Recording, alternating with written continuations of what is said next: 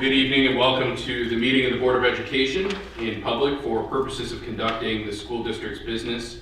It is not to be considered a public community meeting, though there is time for public participation during the meeting as indicated in the agenda. I'd like to call the meeting to order and ask that all who are able please rise for the Pledge of Allegiance.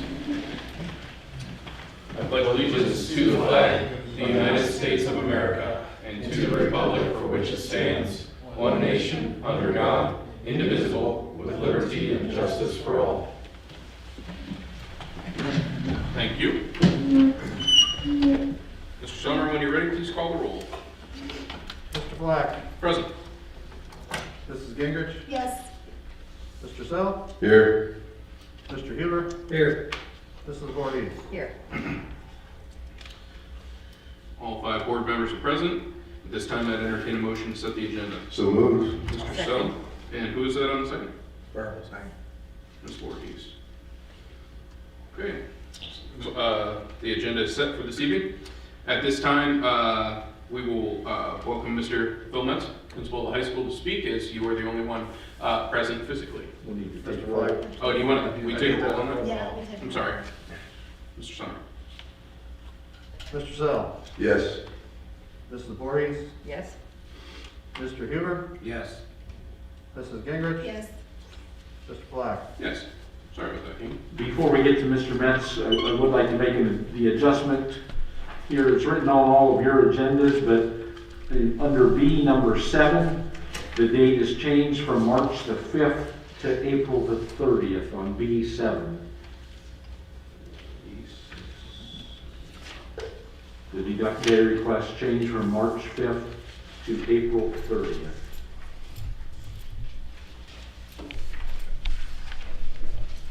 Thank you. Okay. Mr. Metz, whenever you're ready, sir. Oh, I'm probably talking loud enough about this. Don't need the microphone. I just wanted to update you a little bit on some upcoming activities here at the school, that we are getting a little bit back to normal. Thursday, April 15th, we'll have our FFA banquet at the county fairgrounds. I think we're inducting 40 brand new first year Green Hand awards this year, so all those members are eligible for that. Moving down, Sunday, May 2nd will be our art show and NHS induction, scheduled for that Sunday afternoon.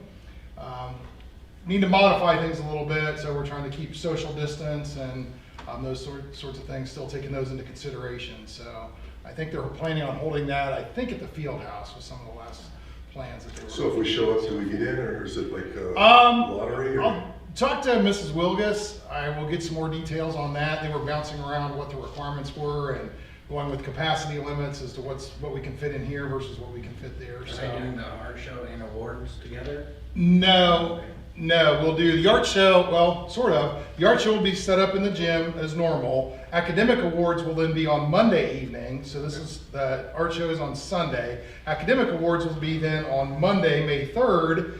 That will be held in here.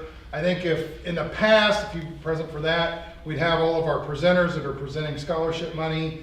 I think we're gonna stage them over in the art show, let them mill about and call them up into the lecture hall as they're making their presentation. So we're not going to stage that many folks here. NHS here too? NHS is probably going to be at the field house, I think. Again, looking for a little more capacity than what the lecture hall here will hold. Friday, May 7th, promenade and prom.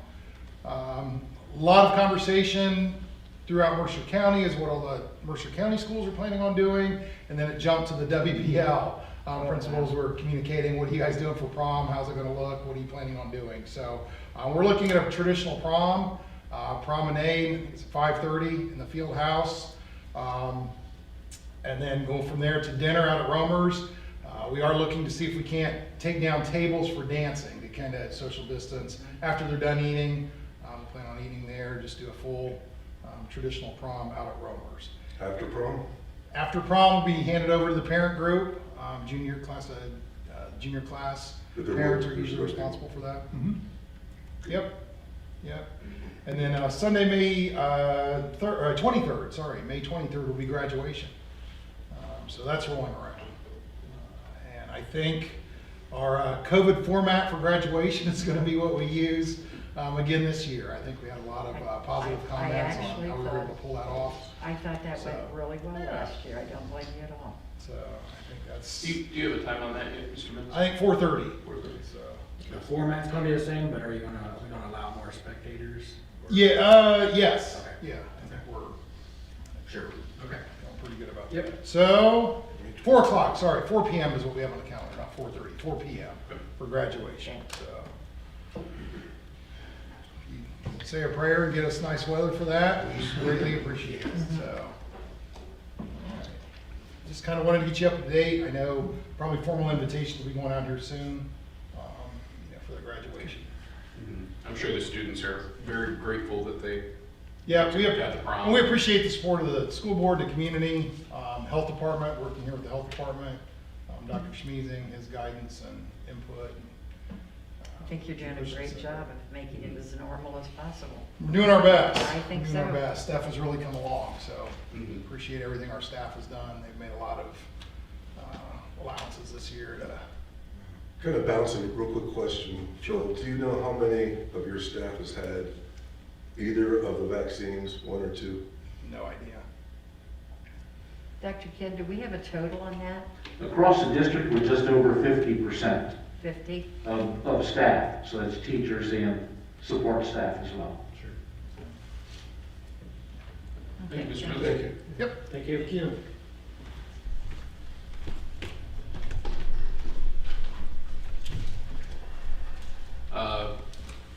Co-CEA President Sandy Homan and trustee are not here this evening. Dr. Ken, myself, and Tom will be meeting with them tomorrow, so if anyone has anything, please let me know.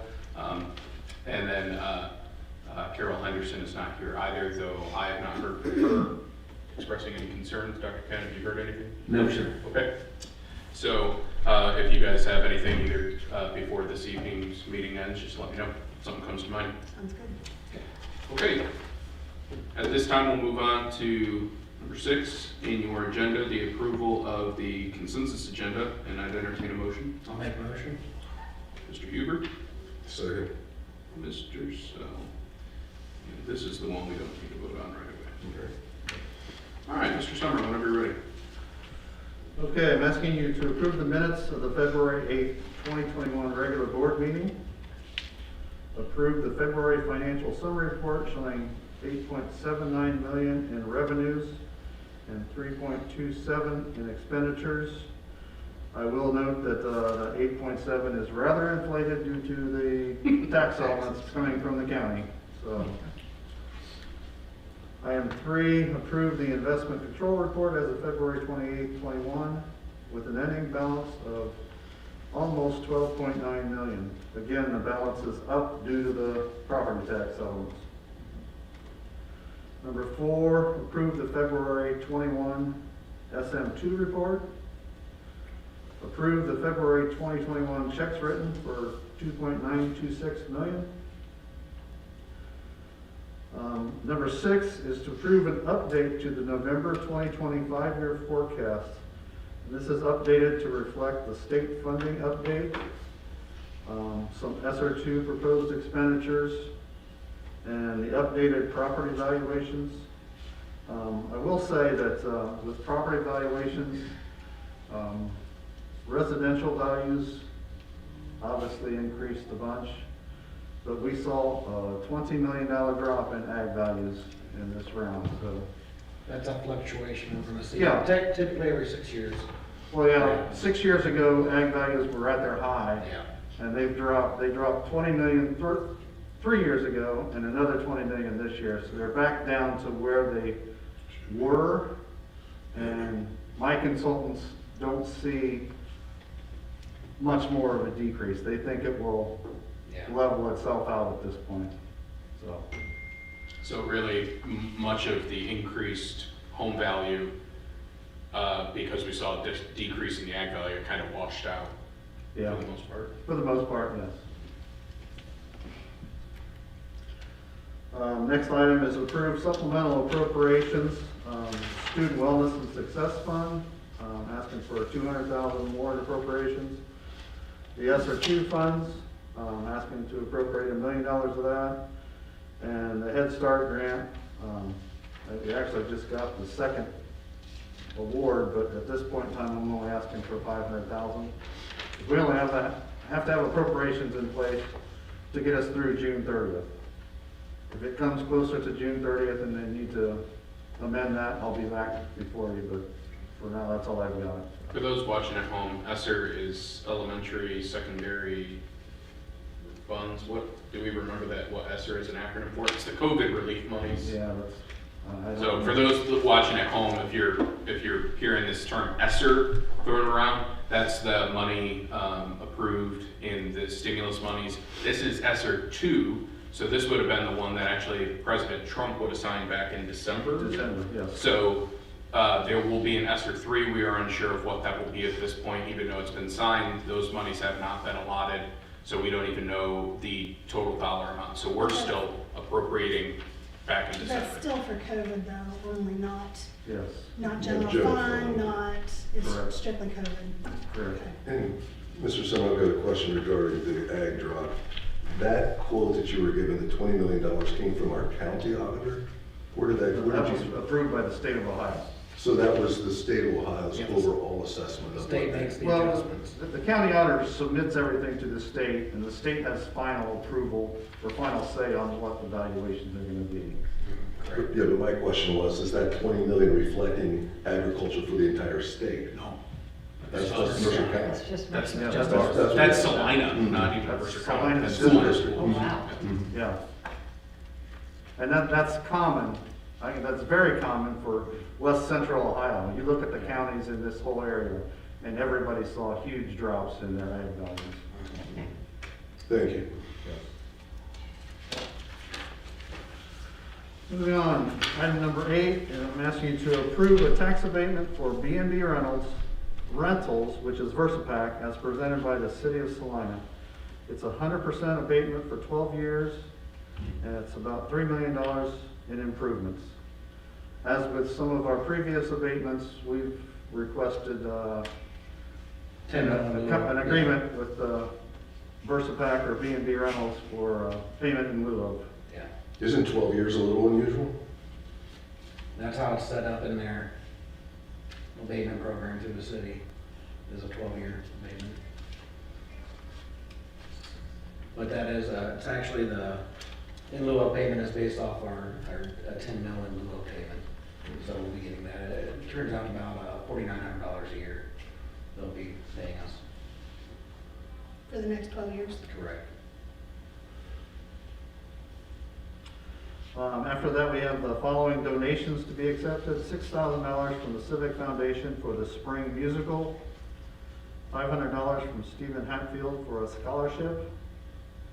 $1,000 from the VFW Ohio Charities for the prom meal. $1,000 from the Civic Foundation for the Celina Band. $500 from the Mercer County Council on Aging for the TriStar Community Project. Item 10, we need to have your authorization to sell the Head Start bus number 22. It is no longer needed for the Head Start fleet, and the proceeds from the sale of that bus will be returned to the Head Start grant for supplies. I had someone, I was sharing this randomly, someone asked, how will that be sold? Because they were interested. Is that online, is it an auction, is it Daily Standard listing? How is that going to be sold? And at this time, our bus supervisor, Greg Amsball, has a list of people who are interested in a bus. So if that person is interested, I would say contact Greg Amsball. Okay. Because the value of the bus is not enough to warrant an auction or any kind of online sale. It's just, trade-in value, I think they said was $700. Mhm. And Greg knows he can get more from that because people are interested in it. Yeah. So, Mr. Summer, with the Head Start enrollment static or increasing, do you know why they're selling the bus? well, over the last, 3 or 4 grant years, they've bought 3 new buses out there for Head Yeah. Start. This is a 2003 bus. Okay. It's showing its age, and it's no longer needed in the Head Start fleet. Okay. And that money, just to be clear, it's not out of our general fund, that's out of the Head Start program. That's For correct. the public to know, that's not the general school money. That is all Head Start money, that is federally granted money. I mean, I can't guarantee, but chances are back in 2003 or whenever this bus was bought, it was bought with Head Start funds. Sure.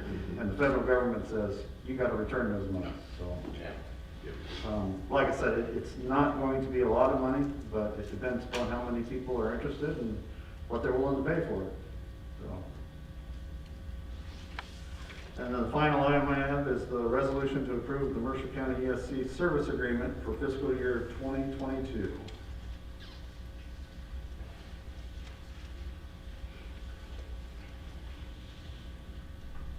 Any questions for Mr. Sommer? Additional questions? Okay, hearing none. Dr. Ken, personnel report, please. We'll start off with 4 resignations. The first 2 due to retirement. Karen Chandler is a cafeteria worker over at the elementary school after her 25 years of service. And the other resignation due to retirement is Terry Klosterman, the bus mechanic at the bus garage, after 23 years of service. So certainly a thank you to them for their dedicated years of service to Celina City Schools.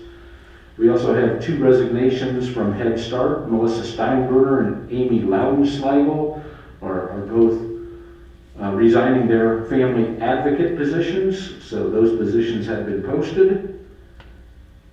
We're asking you to approve the hire of Lydia Bulkheim, teacher assistant at the high school. She's our EL liaison. Also asking you to approve the hire of Rachel Hine, teacher assistant with Head Start. She has completed her probationary period. So we have 2 employees here asking for deduct days. Annette Brem, 1 deduct day, and Lydia Bulkheim, a quarter of a deduct day. Certainly do thank Karen and Terry, 25 years and 23 years. That's a lot of time, especially in backbone type positions, cafeteria worker and bus maintenance. And I saw in Terry's retirement and his notice, which posted of giving us sufficient time to find his replacement. So we certainly appreciate that, because we're not going to be able to replace his knowledge, but we've got to do the best we can, and certainly him giving us that time helps. It's making me feel old. He was hired the year I graduated. It's time for you to almost retire then. That's got to make you feel good. Not really. You know. Any questions before we look at that resolution? Any questions on the personnel for Dr. Ken? Hey, hearing none, Dr. Ken, why don't you walk us through this resolution before us? Okay, we posted out there, asked for bids for the mowing, marking, and fertilizer and weed control bids. So we did receive 2 bids, and the lowest responsible bid came from C&I Lawn Service. So we are asking for you to approve a 3-year contract for C&I. Can you just explain real quick, you said only two bids came in? That is correct. And we had before 2 companies doing it. We wanted to go just one this time, is that correct? That is correct. We wanted to have a company that was mowing the lawn, that they had the opportunity to see what was happening, so they knew what fertilizer to lay down and put down on the fields. Otherwise, we would have a separate fertilizer different from the mowing company. So not always did they have that opportunity to see what was needed. Sometimes, dry grass was getting fertilized, which, if you know anything about that, tends to kill the grass off.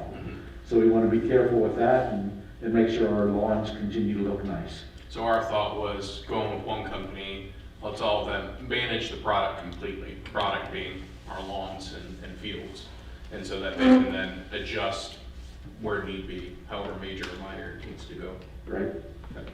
Now, shrub trimming, mulching, such as that is through our maintenance people? That is correct. Yes. All right.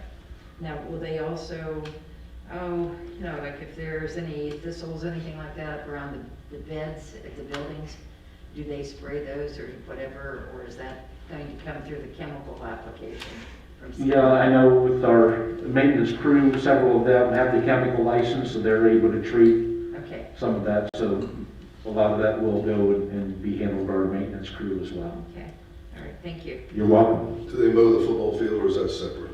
No, that is part of the contract. Not only the mowing, but also the marking, the striping of the football and soccer fields. Yes. Okay. But they don't do the baseball though, do they? They do not, no, that's on city property. Okay, that's right, yep, okay. Just so the public knows, we did have Dr. Ken and Tom, I believe, run the estimates on what would it be to bring this in-house versus issuing a contract outside.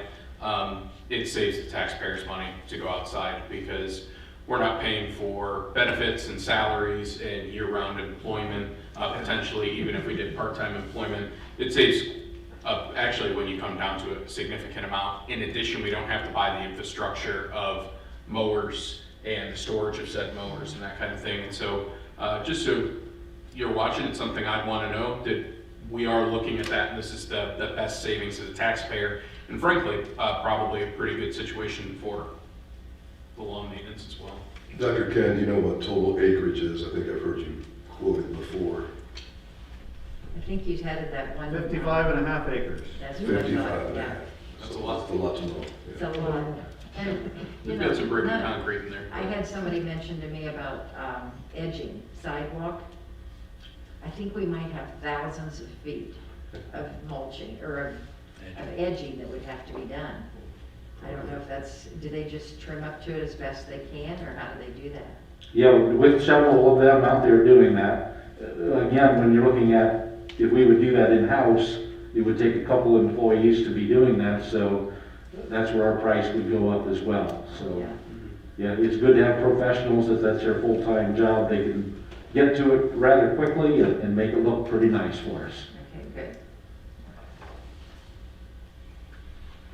Any other questions on that resolution with C&I? That's a 3-year contract beginning in 2021 this summer and running through 2023, and that was put out for the public bid process. And any other questions? Okay, hearing none, let's move to the personnel report for the certified staff. We have another list of certified substitutes to approve for the remainder of this year. Morgan Alt, Ashley Broering, Ann Dirksen, Erica Harnwood, Madison Howell, Grace McEldowney, Tara Voltsell, Abby Brueggemann, Alicia Fowler, Danielle Hessen, Jen Hurlbert, Taylor Swark, Ashley Bowers, Melissa Cheney, Mackenzie Gross, Sarah Hine, Lacey Mason, and Sawyer Whitesole. We're asking you to approve the resignation due to retirement of David Hookey, art teacher at the middle school, after 35 years of service. Was he at the middle school the entire time? No. He was at the high school for a while. And real quick on the substitutes.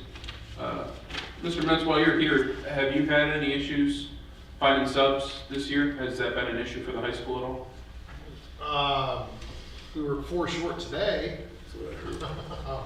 So over time it has, but we usually are able to cover it all in-house. Okay, so it hasn't been a crippling issue that you face? No, it's been, actually, I think numbers were up this year as far as the numbers coming back to sub, so. Good, okay. So in a situation like today, you just, people that had conference periods would cover it and we Yep. made it through. Okay. Was that related to possibly the second dose, the vaccine, maybe kicking a little bit? Possibly. Maybe. Possibly. Yeah, all you know is you were 4 short today, fair enough. That's all I know. Okay. It has helped that we do not have to quarantine, but then again, currently, we do not have any students in the district that show up on the Mercer County shared sheet. We were actually looking at numbers today, 27 positive cases in Mercer County? Yeah, total. So we're getting close to that 50 out of 100,000 number that the governor says. That would be great to have across the state, and then all those mandates would be lifted. So let's hope across the state everything else continues to drop in relation to COVID as well. And back to the retirement of Mr. Hookey, I would just like to say thank you for 35 years of service. That's a lot of sledding, and that's something to be complimented. And you'll see further down in the contract that he does want to continue coaching football. So we'll be seeing him this fall out on the gridiron as well. Good. Also have the resignation due to retirement of Rob Manker, precision machining teacher at TriStar after 21 years of service. And then we also have resignation due to retirement of Randy Baker. He's the phys ed teacher at the high school, also after 21 years of service. So for the precision machining position, we are offering a 1-year contract to Mitchell Mouse. He is a former TriStar student, so they appreciate being able to bring students back to take on their teaching roles. The next 4 items are deduct day request. Jody Wormeyer, 1.5 deduct days. Cassie Holstadt, 1 deduct day. Kelly Black, 1 deduct day. She's actually changing. She had a request from March 12th. She's backing that up to April 1st. And then we have 1 deduct day request by Wendy Mitchell-Payne. Dr. Ken, just Yes, real sir. quick on the deduct days, and forgive my ignorance for the rest of the board. Is it because this is a change of contract that the board has to approve these? That is correct, yes. Okay. Is that something in bargaining we could potentially look at to give the superintendent discretion over those things, or is that because the contract is voted on? It just seems crazy that you have to come here every time for a person to take a personal day, essentially, is what it works to. Is that something we can look at or not? That is a piece that's actually written in the contract, so I guess that would be something to talk about. I would definitely like our attorneys to weigh in. But generally, when you're looking at a change in a written contract, that really isn't something that the superintendent can do because it is the board that approves those contracts. So that's why we have these almost every month, is it's actually a change in the contract and it needs an official vote then. That is correct. Okay, thank you. You're welcome. We're asking you to approve the following supplemental contracts for the current school year. Summer school, we are planning now to go forward with summer school, so our coordinators are Principal Phil Metz and Assistant Principal Renee Kramer, as the summer school is held here at the high school. Then also for this year, the Pupil Activity Program contracts, Dylan Cummins, 7th grade baseball coach, Keaton Metz, JV softball coach. Also for this year, we're asking you to approve Scott Miller as a volunteer for middle school softball. And the next supplementals are for next school year, looking at the fall. Brennan Bader to continue as head varsity football coach. His assistants then Tyler Fouts, Brett Bacher, Derek Wenning, Dave Hookey. 8th grade football, Joey Braun. 7th grade, Jason Triblett and Adam Timmerman. Our new head cross-country coach is Jason Andrew. Christy Binkley, JV volleyball, excuse me. Ryan Jenkins will continue as head boys soccer coach, assisted by Kyle White. Rachel Eichenauer will continue as a varsity cheer advisor. Alicia Ball continue as our dance advisor.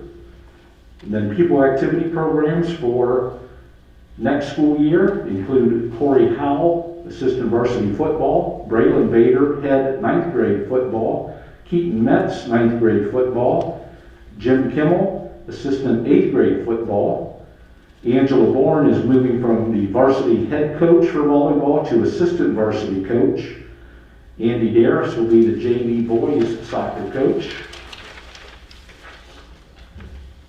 Eric Gerker will continue as head girls soccer coach, Allison Braun assisting him.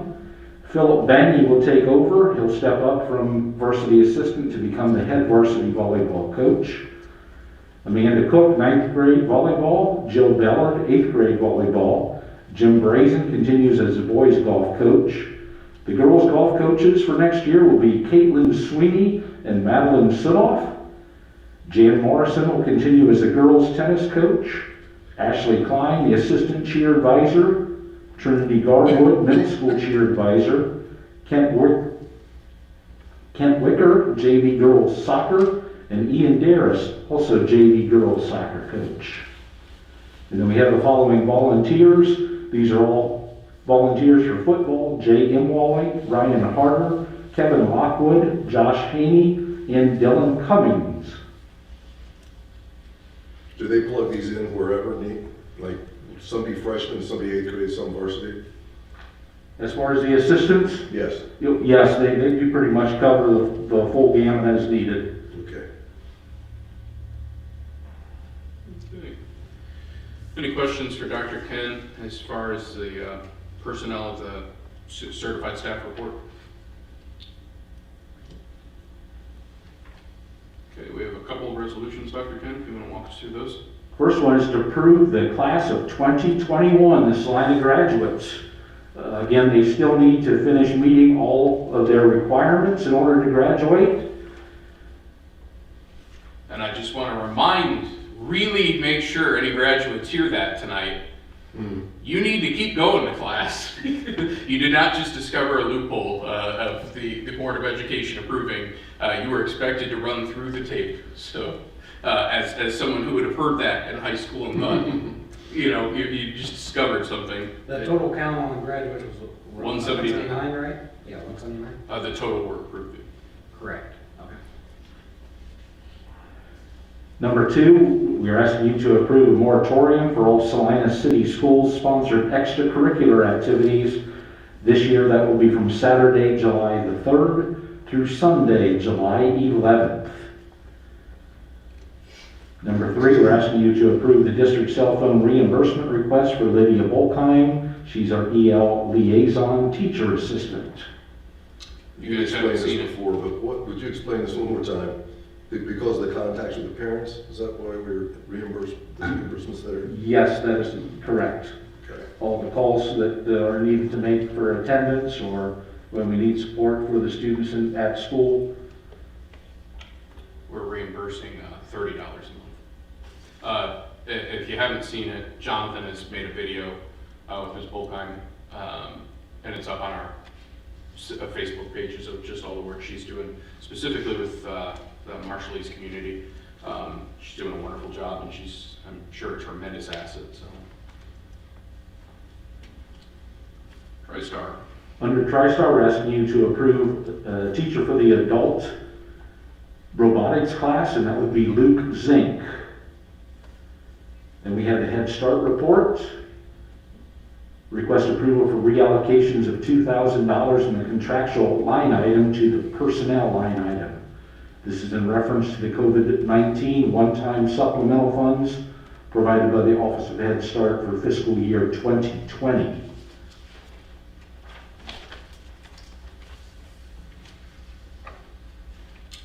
Any questions from the board on any of those resolutions or the TriStar or Head Start report?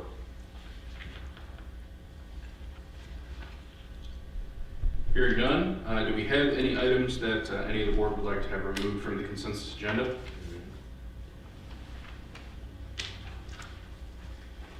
Okay, hearing none, we'll go to vote on the consensus agenda item. Mr. Summer? Mr. Huber, Yes. Mr. Sell, Yes. Mrs. Voorhees, Yes? Mrs. Gingrich, Yes. Mr. Fly. Yes. Motion passes. We will, in a moment, be going to executive session to be preparing for a bargaining session. I would like to, if the board agrees, so that Jonathan doesn't have to stay, cover any other additional comments so that we don't need to come back on video afterwards, because there will be no action being taken. We're going just to prepare for bargaining.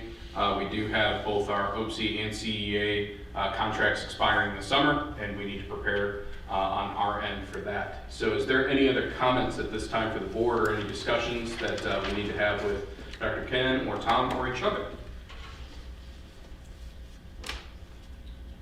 I can say just for a lot of juniors and seniors that they're really excited about prom this year. So thank you for getting that together, for all that, put that together, administrators and aides and parents also.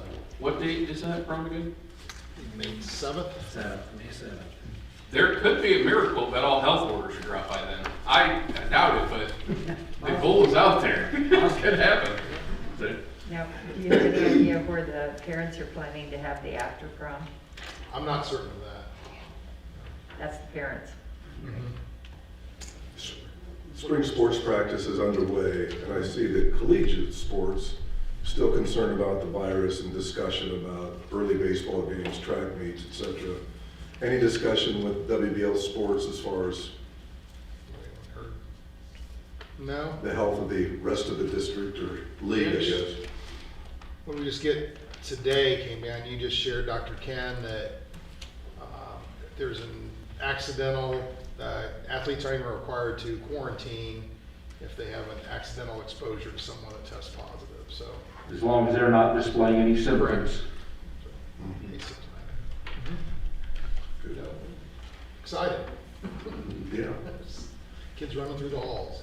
that's good. But it is great that all the spring sports are again outdoors. Yeah. That- Yeah, I didn't even think of that. Although it would have been a brisk one today. Well, okay, if we have nothing else, I'll entertain a motion to move to executive session at this time. I'll make a motion. I'll second. Mr. Huber, Ms. Voorhees, and the time show of 6:35, we're going to move to executive session. We will conclude our Facebook Live at this time. No action will be taken after we come back from executive session. So we just wanted to save you the time of waiting around.